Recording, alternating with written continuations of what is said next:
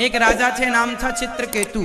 बहुत सारी पत्नियां थी, पर दुर्भाग्य देखिए इतनी पत्नियां होने पर भी उन्हें संतान नहीं थी, उन्हें पुत्र सुख नहीं था। बहुत पूजा पाठ यज्ञ जप तप किया। एक दिन संत जी से कहा, हे प्रभु मेरे पुत्र को, मेरी पत्नी को कोई संतान नहीं है, मुझे कोई पुत्र सुख नहीं है। संत जी ने कहा, तेरे भाग्य में पुत्र सुख है ही नहीं, क्या करें कि सुख मिले। संत ने कहा, जिद ना करो। नहीं नहीं, हमें तो पुत्र चाहिए।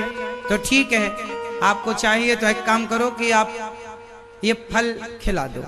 पत्नी को फल खिलाया, पर संत जी ने कहा था, पुत्र तुम्हें सुख भी देगा और पुत्र तुम्हें दुख भी देगा, सुख दुख दोनों ही मिलेगा। चित्रकेतु पत्नी कृतद्युति को फल खिलाते हैं। एक पत्नी ने फल खाया, गर्भवती हो गई, समय पर पुत्र को जन्म दिया। एक रानी को बेटा हुआ, बाकी रानियों को कुछ नहीं। जब बेटा 5 साल का हुआ, रानी राजा बड़े प्रेम से खुश रहने लग गए। अब बाकी जो रानियां थी उनको जलन होने लगी कि राजा तो हमें देखते भी नहीं। उन रानियों ने जहर दे करके उस बच्चे को जलन के कारण जहर देकर मार दिया। बच्चा मर गया। राजा रानी रोने लगे कि हे विधाता, मेरे पुत्र को आपने उठा लिया। बहुत रोए, पर नारद जी ने समझाया, क्यों रो रहे हैं? नारद जी ने समझाया, आप क्यों रो रहे हैं? महाराज बेटा चला गया। अच्छा एक बात बताओ, जब कोई मरता है तो रोना जरूरी होता है क्या? बोलो मेरी माँ, जब कोई मरता है तो रोना जरूरी होता है? नहीं। मैया बोलो मेरी माँ, फिर आप रोना जरूरी होता है कि नहीं? हाँ या ना? थोड़ा बहुत तो रो लेना चाहिए, नहीं रोएंगे तो लोग कहेंगे लो रोते भी नहीं है। पर ये डरावना वाला जो माताएं रोती हैं ना, वो वाला नहीं रोना चाहिए। आदमी मर गया है उसका ज्यादा डर नहीं होता, अब ये रोएंगे भरपेट, इसका डर ज्यादा है। और किस तरीके से रोते हैं ये देख लो। माताएं बड़ा भयंकर, पता नहीं कहां सीख लेती हैं, ये उसी समय सुनने को मिलता है। इनका रोना सुन के हंसी आती है, रोना नहीं आता। इसलिए इतना भी ना रोया करो मेरी माँ, थोड़ा बहुत ठीक है। इतना भी मोह ममता क्यों? राजा के सामने बेटा मरा पड़ा है। नारद जी कह रहे हैं, राजन मत रो।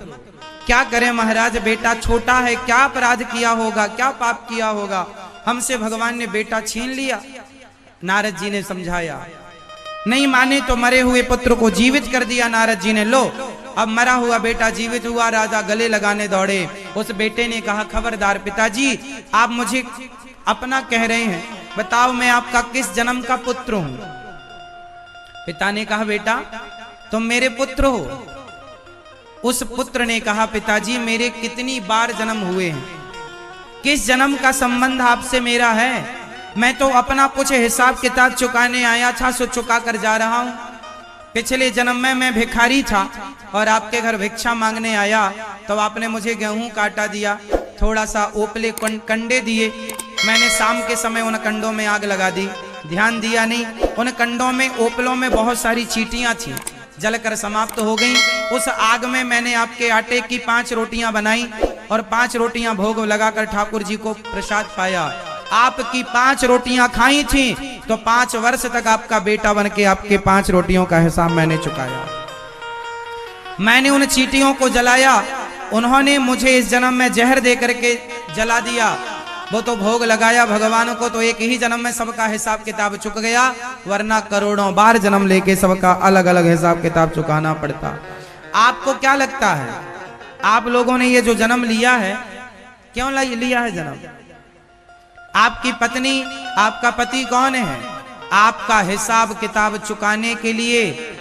पत्नी से आपका कोई हिसाब बाकी था, वो चुकाने के लिए आपको पत्नी मिली, पति मिला, पुत्र मिला, परिवार मिला, जिसका हिसाब किताब जब चुक जाएगा वो,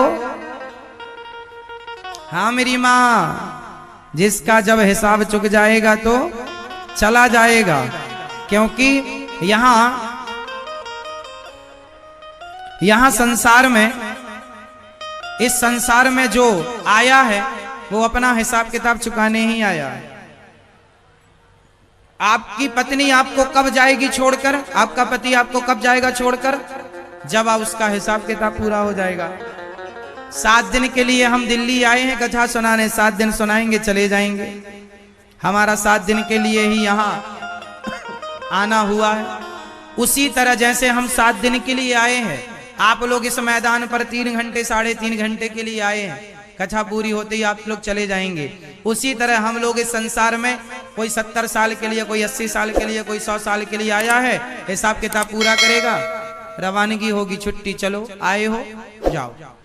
तो यहाँ हर व्यक्ति अपना कोई ना कोई कर्म करने आता, कोई हिसाब किताब बाकी था वो पूरा। आपकी पत्नी से आपका पिछले जन्म का कोई ऋण बाकी था, इस जन्म में आप दोनों एक दूसरे की सेवा करके चुका रहे हैं, हिसाब पूरा होगा, छुट्टी। बोलो हाँ या ना। अच्छा एक बात बताओ, आपकी पत्नी को और आपके पति को एक दिन जाना पड़ेगा कि नहीं? उत्तर दे दो फटाफट। जाना पड़ेगा। एक दिन आप लोग फिर अकेले हो जाएंगे, या तो पहले पत्नी जाएगी या तो पहले पति जाएगा। पहले कौन जाता है ये तो हमें नहीं पता, पर हमें इतना जरूर पता है कि 2 में से एक पहले जाएगा, हाँ या ना। इसलिए संसार से इतनी मोहब्बत ना करना कि संसार के लोग ना रहें तो उनके लिए रोना पड़े। अभी से मन सबसे हटाना स्टार्ट कर दो, और अभी से एक भगवान, तू अकेला नहीं प्यारे राम तेरे साथ में। एक समय पर आपको अकेले रहना पड़ेगा, तो अभी से थोड़ा अकेले रहने की आदत बनाओ। अभी से भगवान के संग रहा करो, क्योंकि जीवन का अंतिम पड़ाव फिर कोई ना होगा आपके साथ। एक आप होंगे और एक भगवान होंगे, बस आप दोनों होंगे, तीसरा कोई नहीं। किसी को फुर्सत ही नहीं आपके पास आने की, आपके बगल में बैठने की, आपसे बातचीत करने की, हाँ या ना। इसलिए ये संसार, यहां कुछ दिनों के लिए हमें ये लोग मिले हैं, और यहां से जरा समझिएगा, रचा है सृष्टि को जिस प्रभु ने, वही ये सृष्टि चला रहे हैं। ये संसार कौन चला रहा है मेरी माँ? जो पेड़ हमने लगाया पहले, जो पेड़ हमने लगाया पहले, उसी का फल हम अब पा रहे हैं। रचा है सृष्टि को जिस प्रभु ने, वही ये सृष्टि चला रहे हैं। तो ये संसार कौन चला रहा है मेरी माँ? आपकी पत्नी, आपका पति, आपका कौन, आपका पति, आपकी पत्नी कौन होगा, ये सब ईश्वर तय करते हैं। आपके कर्म के हिसाब से सब तय होता है, और वही चलाने वाले हैं।